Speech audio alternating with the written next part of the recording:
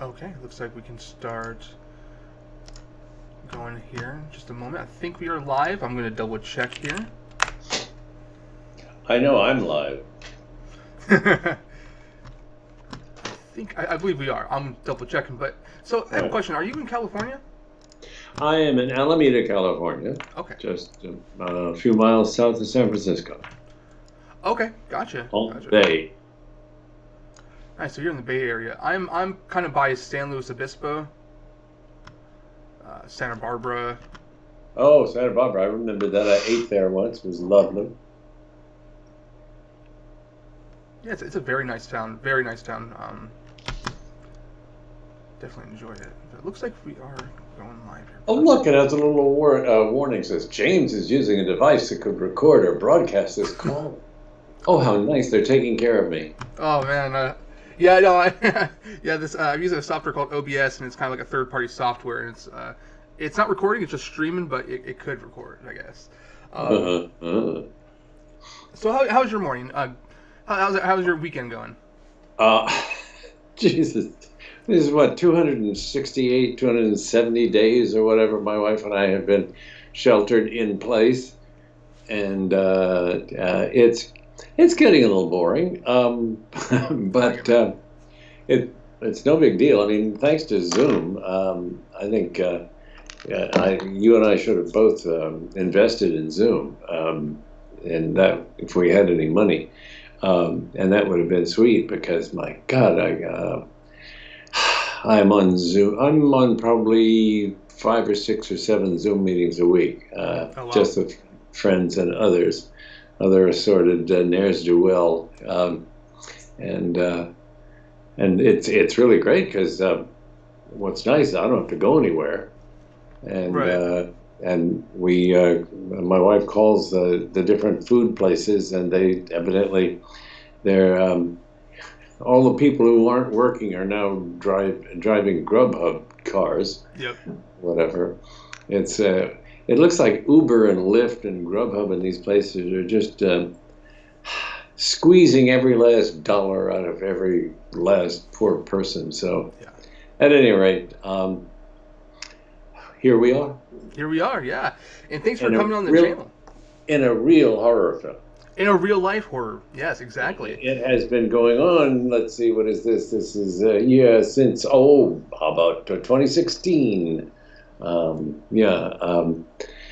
That is. I mean, this is just a horror film. I have said to others, I was born at the beginning, just before World War II started. My father was in the Navy in the Pacific and the Atlantic, and then we had polio and Korea and Vietnam and all these other things, and Afghanistan. But this takes the cake. This is the horror film of all horror films. Right. They got a lunatic who is driving the bus. Right. Yeah. Definitely. It's an interesting time. Of course, I mean, I was born in '89, so I haven't really experienced very much. I think the closest thing has been like the swine flu back in, what was it, 2009? Yeah. Maybe 2008, 2009, something like that. I got sober on your birthday. Was that? I got sober in 1989. Oh, you did. Yeah. Nice. Yeah. So you and I share something in common. So, you've been around the business since the late '70s, I believe, right? Was your first film The Black Pearl? Yes. Oh my God, you know more than I do at this point. But yes, it was 1977. The Black Pearl. One of the many unfortunate experiences in my life, but it opened. First of all, it was really badly made, but but it opened during the newspaper strike in Manhattan. So you say it's unfortunate. Was it just a production that was just not really professional, or is it just not a good? Well, these guys were just not all that good at what they were doing, and the screenplay was fine. I mean, it was one of my first efforts, so I would not say that it's ready for an award, but it was based on Scott Odell's novel, and that was fine, so it was pretty much a winner from that standpoint. But so Yeah. onward and upward. So you've done 11 films, you've done 9 books. So it seems like writing has been a passion of yours for a majority of your life. Is that correct? Let's not say passion. Okay. It's a career. It's a job. Well, I mean, yeah. There were times that were passionate, and there were times of, oh my God, we're going to starve if I don't sell this thing. It was. I have to say that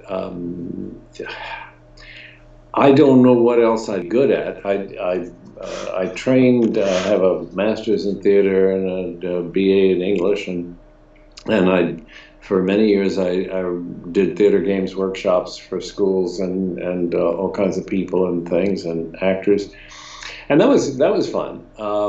But I really like telling stories, and as one of my favorite poets, whose name I don't remember, said, artists are just liars, but we lie with the truth, and I love that part, because I was as a child in my family of origin, if you couldn't lie, you didn't live. So. Dang, I never thought of it like that. That's a good way of putting it. So you jumped in and you were the writer for Friday the 13th. So you wrote the character of Pamela, Jason, and I believe Alice. And I assume so many others. Alice, yes. Oh, yes, Alice, in the film. So what was your inspiration for creating the character of Pamela and her attachment to her son? That one is a real softball, because I had a psychiatrist who finally explained to me all about Pamela Voorhees, and he said, "I can't believe you don't know why you made the villain a mother." And I said, "What?" And he said, "Because we've been talking all these years or months or whatever it is." And he said, it was a he or she, I don't know which one it was that time, but he or she or it said,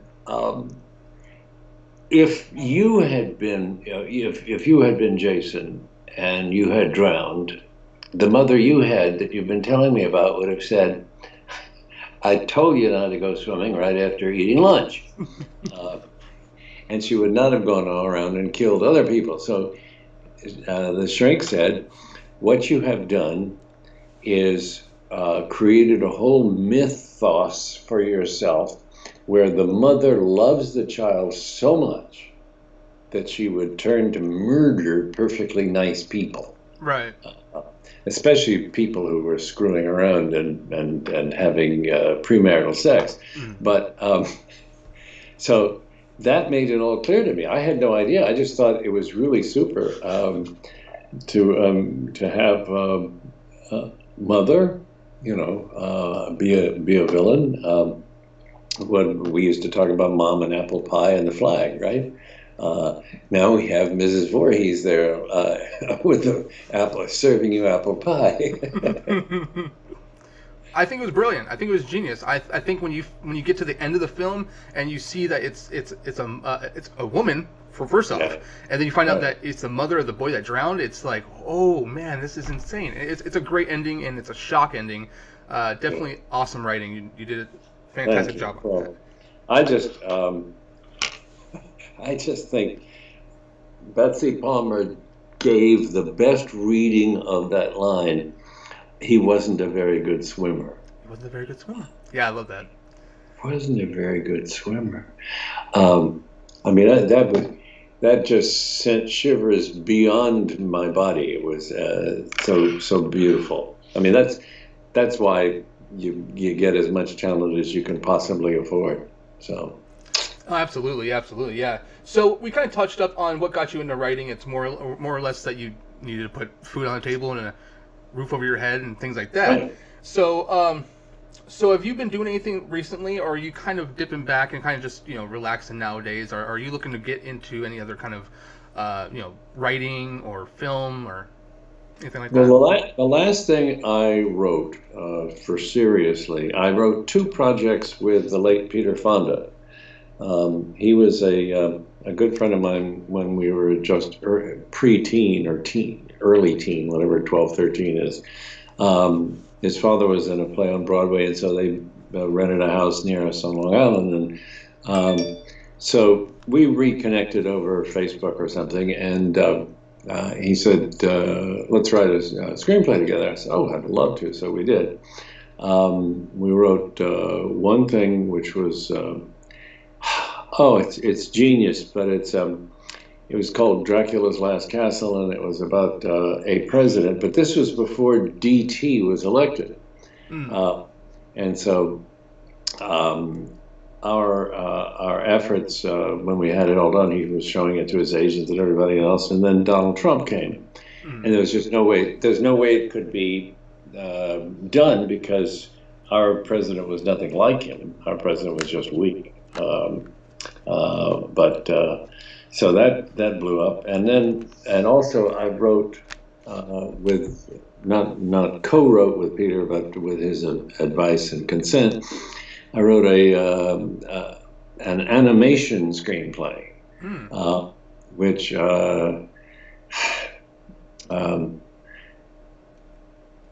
I kind of wish it had gone somewhere, but anyway, I sent it around, and then Peter died. But the animation was called Chicken Nipple Soup. Really, Chicken Nipple Soup. Chicken Nipple Soup, and That's cool.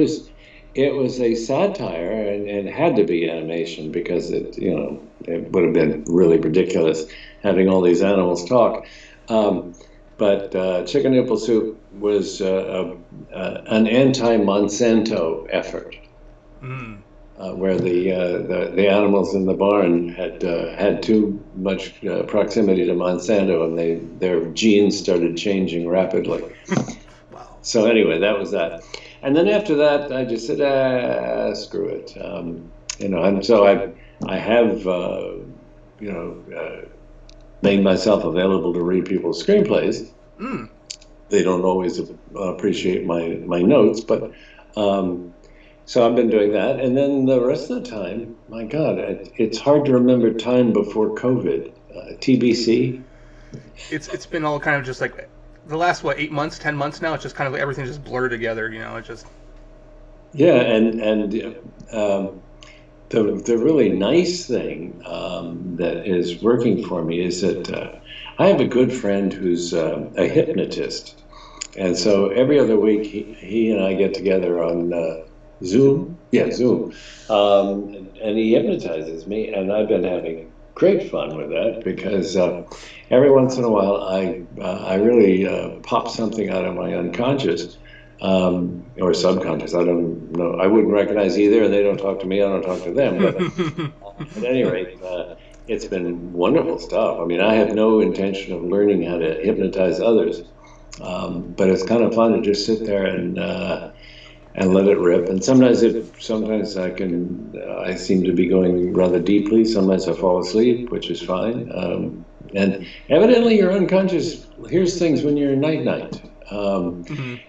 There's a story I read once in a book by a hypnotist that said this kid, his father was a pediatric surgeon, and he found out through hypnosis when he was grown up and screwed up that he was having his appendix out by his father, who, in the course of it, and he was anesthetized, of course, in the course of the operation, the father sewed him up and said, well, this ought to hold the little bastard. And unfortunately, the unconscious does not have an imagination. Right. It is quite literal, as you might well understand. And so he had no idea, until he'd been deeply hypnotized and shrinked, that he'd gotten the sense that he was illegitimate. So there are more screenplays to be written, my friend.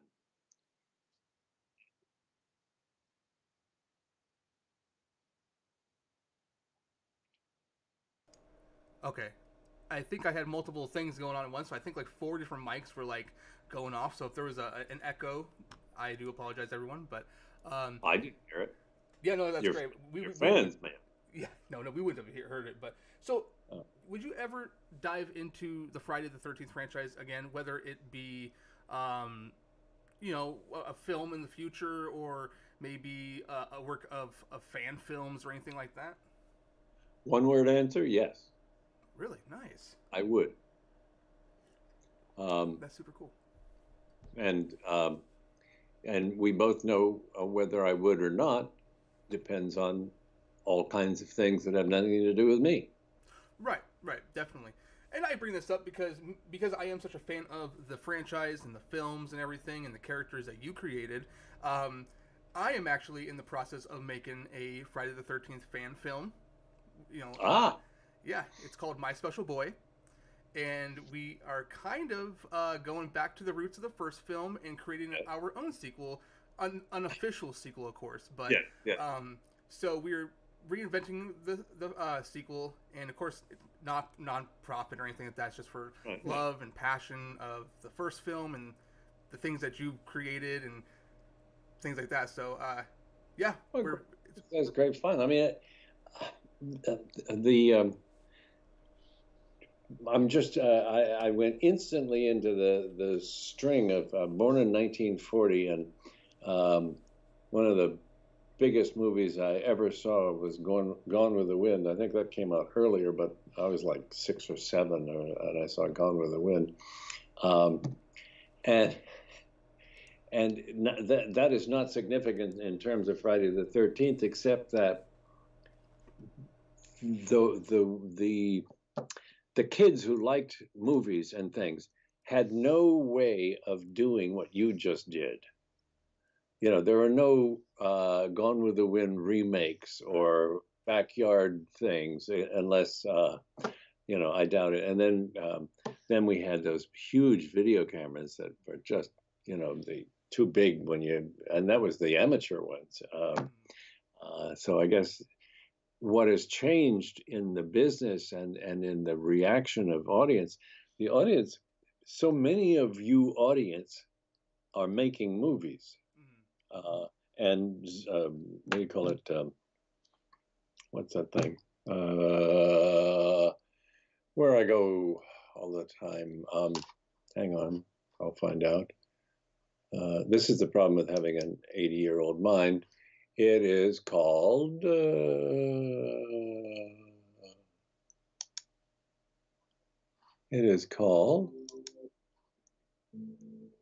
YouTube. YouTube, yes. Yes, thank you, Victor.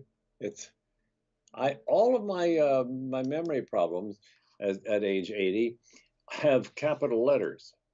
Mm, okay. I can remember all kinds of things, but I have to look up at the left corner and it says James, because there's something happened in my pea brain that just anything that's got a capital letter, it's out the window. But I get them eventually. Right, right. But it's like 3.5 minutes late, which makes for really tough conversations. No, not a problem at all. No, Yeah. I definitely understand.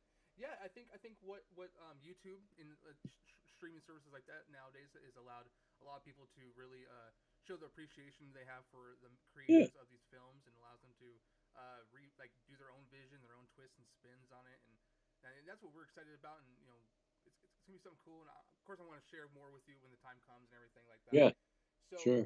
on top of that, so doing a little bit more research on you. So growing up, my mom and dad, they loved All My Children, General Hospital, One Life to Live, and you were a writer on there. If I'm Yeah. correct, you are actually one of the head writers, correct? At one point, I was a head writer for All My Children, but I was. I mean, if you were one of the writers in the of the first of all, there was a head writer. Somebody had to run the zoo, so there's a zookeeper, and then the rest of us, and there were about 4 or 5 of us who all sat around. And the great thing about that, I really enjoyed the work. Um, and even though soap opera is not what we'd like to call art, for me it was great fun because, and I got into it in what 1982, or 81 or 82. Um, it was a head writer and three or four of us around a table, and we were writing together, coming up with ideas and throwing things in. And so our head writer was like, "Okay, well then what would happen after that?" And then somebody said, "Well, how about that?" And he said, "No, let's try that." It was exactly like my training in improvisational theater. Everybody throws in stuff, and you have to accept whatever anybody else says, and the head writer can say, "No, I'd rather go in a different direction," or like that. So that for 25 years, I got to go. Half of them, I'd go to Manhattan and commute in every day, and have really great fun. Sometimes there were some head writers that were a little cranky, but and sometimes the network executives were always cranky, but it was great fun because I'd come, I think, very creatively early in the morning, and not so well in the afternoon, and so that's what's great about having the 4 or 5 of us around, because by 11:30, 12 o'clock, my ideas are getting kind of stale, and I want to go to lunch. But so corporate writing was really great fun, and I suggest it to anybody who wants to. And then I wrote I wrote a screenplay with 2 or 3 other guys, and then I wrote that thing with Peter Fonda, and so it's the training you get in improvisational theater and writing in a group is fabulous. So because it's you sit there and you stare at the screen, and then there are people, though, I know them, I don't care for them very much, but they say this is mine, because every once in a while the networks would go farming out in lower Manhattan looking for writers who had plays off Broadway, and every once in a while they send one on spec to our group, and hire them, and they just fell apart because they didn't know how to write in a group. I mean, how dare you tell me he can't exit here?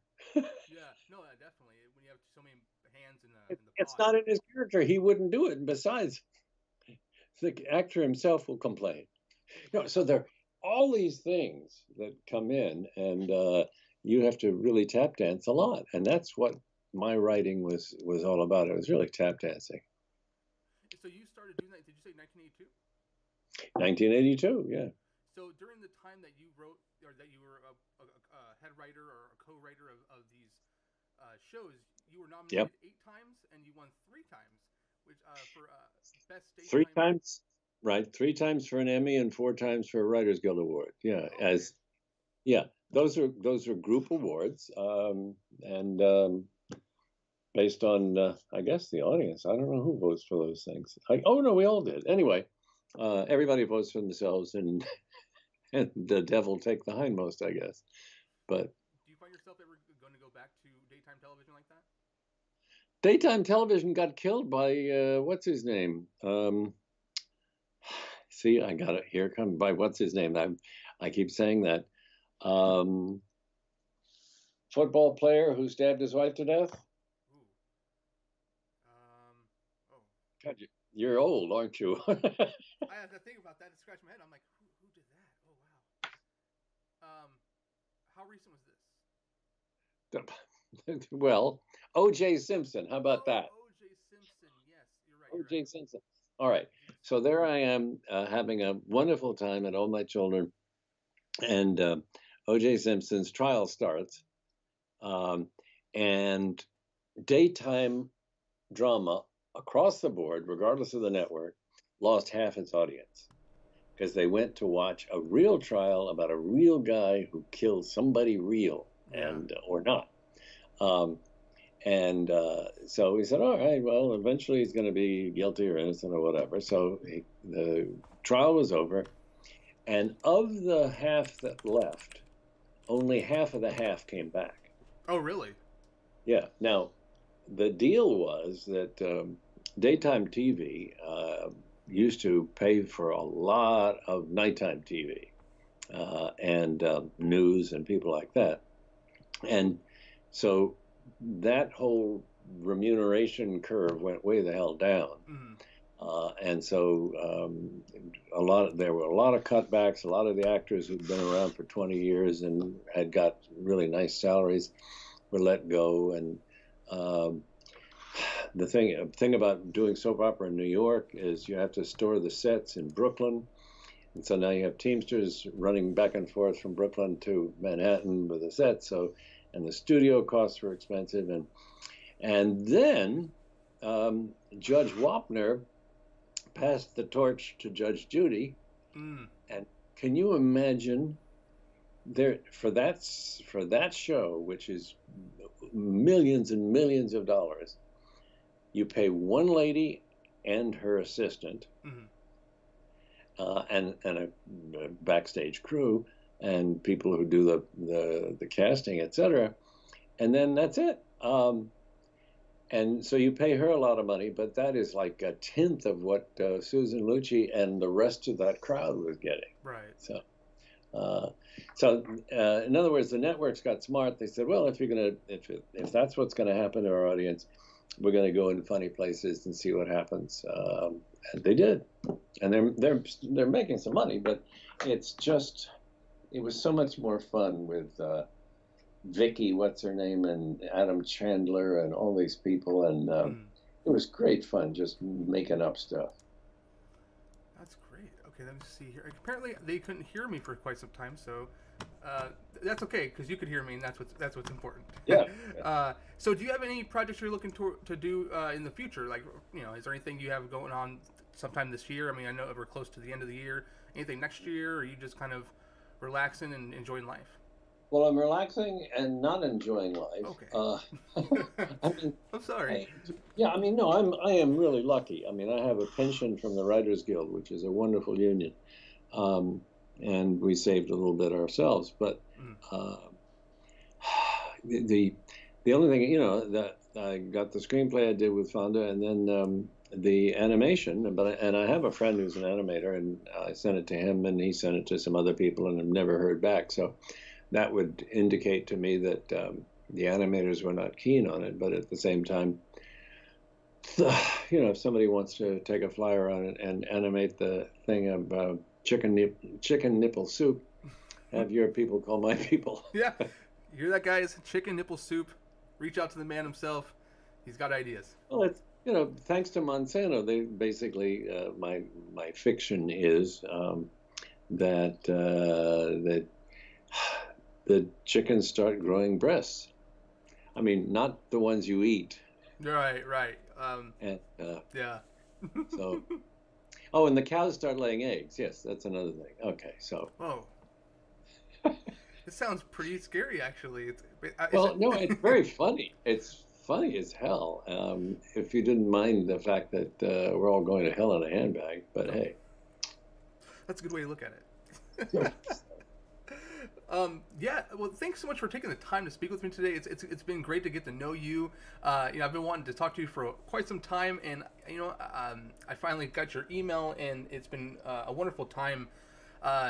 And doing more. I'm glad I did more research on you because I saw all the things that you've done, and I'm like, wow, I'm familiar with these things, and I never even knew that you were a part of it. So he's not just a hack writer; he's a really good hack writer. I never thought that. No, I know. I never thought that, but yeah, no, it's been. What's that? Anytime you got a question or something, give me a ring and or send me an email. And yeah, definitely.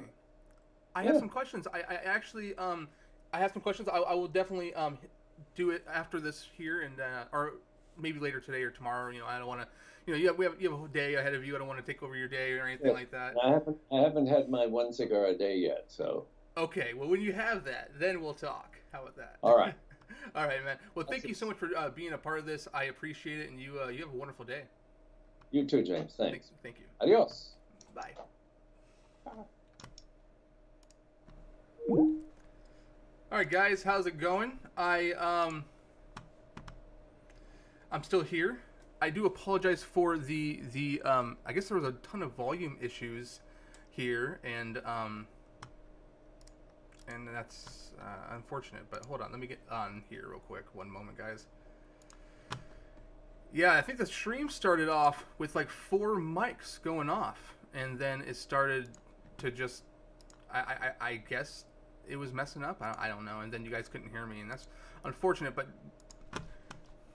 here, there's me. Yeah, it just jumped to. I do apologize that I didn't get to the comments or anything. I just wanted to focus mainly on having Victor on the channel, but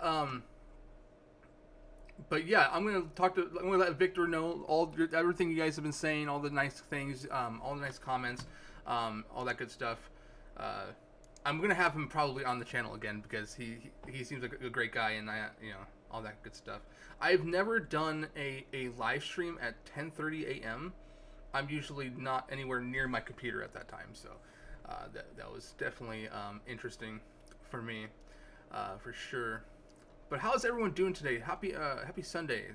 It's Sunday. It's 11:02 a.m. here where I'm at, and it's 2:02 on the East Coast and everything. And man, I'm tired.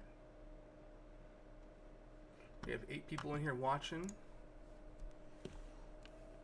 Yeah, going back to that, I believe the audio at the beginning of the video had like 4 mics going off. And then all of a sudden, you guys couldn't hear me, and that's quite unfortunate. But, yeah, I'm gonna actually get going because I have shit to do. But guys, it was so cool having you out here. I know it's early right now, but it's great having Victor on. I'd like to have him on again, and I do apologize for the audio technical difficulties. But yeah, I might see you guys a little bit later today. I'm not sure yet. I am in the process of doing some things, so I might jump on the tube here later on today. But yeah, thanks so much for taking the time to be here and get to know Victor Miller a little bit more. He's such a nice guy. He's a pretty sweet dude. I mean, he's very nice. He's very upfront and everything. And first off, I want to thank everyone here for what was that? Yes, Toronto. Yes, you are right. And I do want to say thank you to everyone here for not mentioning the lawsuit. I did mention to him, like, we're going to do what we can to not mention that. We don't want to dive into any negative situations. We want to talk all positivity. We want to talk about your career. The man's he's been nominated and won Emmy Awards. He's known for creating one of the most beloved characters in horror. Pamela Voorhees, Jason Voorhees, and of course the first final girl of the Friday the 13th franchise, Alice. So, he deserves all that recognition, and he deserves all the praise and notoriety and all that stuff. So that's what this video was today. And of course there was an audio issue, so I'm so sorry, guys. Actually, I think I got messaged. Yeah, people were messaging me saying, James, your audio. So Josh, sorry about that. You can't hear me. Man, I'm very, very sorry about that. But glad you guys can hear me now. I'm not sure how low I am or high I am.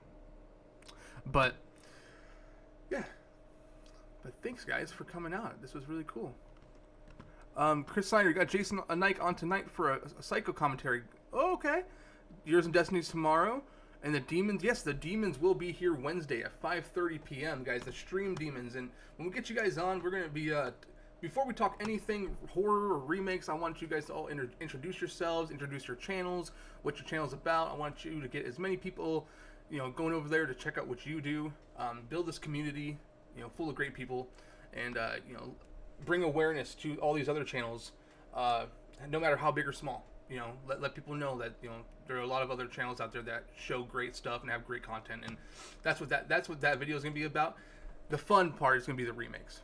That's when we all interact, because we're going to have Chad on here too. I'm going to bring Chad on here and we'll get him in and all that good stuff. But Chad doesn't have a channel, but I don't think Destiny does either.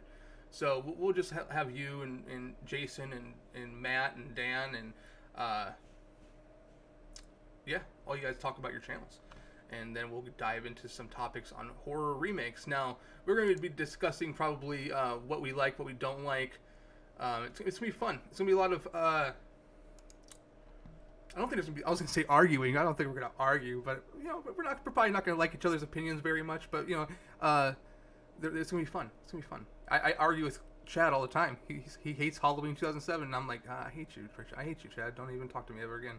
You're fired as Jason. I'm just fucking around.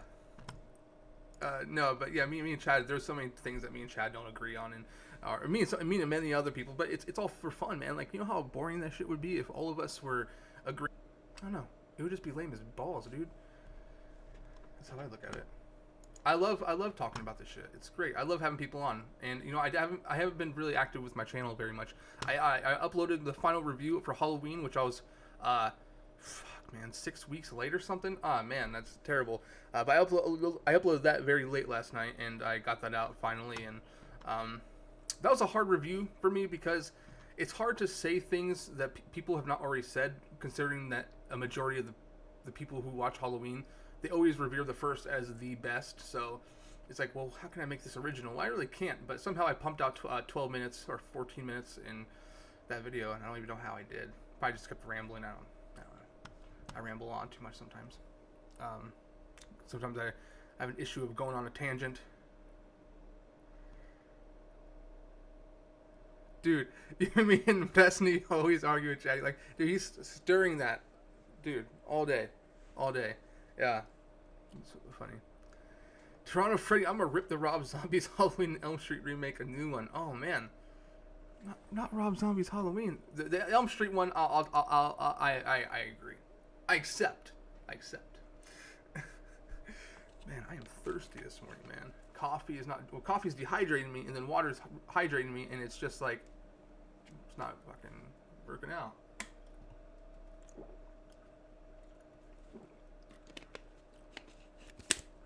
Yeah. But before I put this to a close, I just once again want to say thank you all for coming out and being a part of this. Once again, I do apologize for the audio issues. If you rewatch this video, the first half of the video, I'm pretty sure you're going to hear lots of echo and reverb and everything, and then you're going to get to a point in the video in which you cannot even hear me. So, but you can hear him, and you hear me all the time. So hearing him was, at least you got to hear him. So that's what's important. But very cool guy, very awesome guy, and I'm happy to have him on. And I think I want to have him on again for sure. And I don't know if you guys could tell, but I mentioned My Special Boy, and I mentioned the title and the inspiration, but when I looked at Victor's face, it was he looks so happy. He looks excited, like, and that's like one of the coolest things ever. When the guy who wrote the first film, or one of the writers on the first film, you kind of kick him a title, and what's going on, and you kind of see like this excitement. It's almost like, I don't know how to put it into words, man, but it was a cool feeling. Now, I'm not trying to pitch him the film, obviously, but since he is a writer, and I would love for him to read the script as long as he smokes his daily cigar, and then afterwards maybe he can throw some other ideas, or I think having Victor be a part of this would be really awesome, if possible. I don't know what he can and cannot do legally. All that stuff. So, but he did say if ever given the opportunity, he would love to jump back into the Friday the 13th franchise. So it's gonna be awesome. Thanks, Chris. I appreciate that. I definitely try. I want people to feel comfortable. I want them to feel like they're in a happy place. I don't ever want to make people feel uncomfortable and like they don't want to be here. I want people to never want to leave. That's my intention when I have people on. And then, unless I have nothing left to say with my guests, then I'll be like, well, I gotta put it to a close, or I mean, most of the time I really do have to put it to a close because I can't do this all day. But yeah, I get what you mean, for sure, 100%. And I can't wait for Wednesday, guys. Wednesday, 5:30 p.m. Pacific Standard Time, we will be going live with the Stream Demons. Can't wait to have you guys all on the show or on the channel, and we're gonna be discussing horror remakes, and it's gonna be a lot of fun because we're gonna be discussing things we like, things we don't like, and everything in between, and it's going to be super awesome. But I'm going to put this to a close because I do have to get off here. But thanks everyone for tuning in. I appreciate it so much. And you might catch me later on. I know I wanted to do a commentary of Friday the 13th Part 2 today. It is Sunday the 13th, Not Friday the 13th, but it's close enough for me. You know, we won't have another Friday the 13th until August of next year, so we have a long time. So I might be back. We'll see. But if I do, it would probably be around 5:30 p.m. Pacific time. And if not, then I will catch you soon. I know I just finished up the Halloween reviews, and now I'm trying to find out what I want to do next. You know, I did do a ranking of Phantasm not too long ago, so a couple months ago. I know I want to do Tales from the Hood. I really want to do a review of Tales from the Hood. I'm a huge fan of that film. There's so many movies that I want to discuss, but try to find out what's next. But I'm going to get going. I will catch all of you later, and yeah, have a wonderful day, guys. Peace out.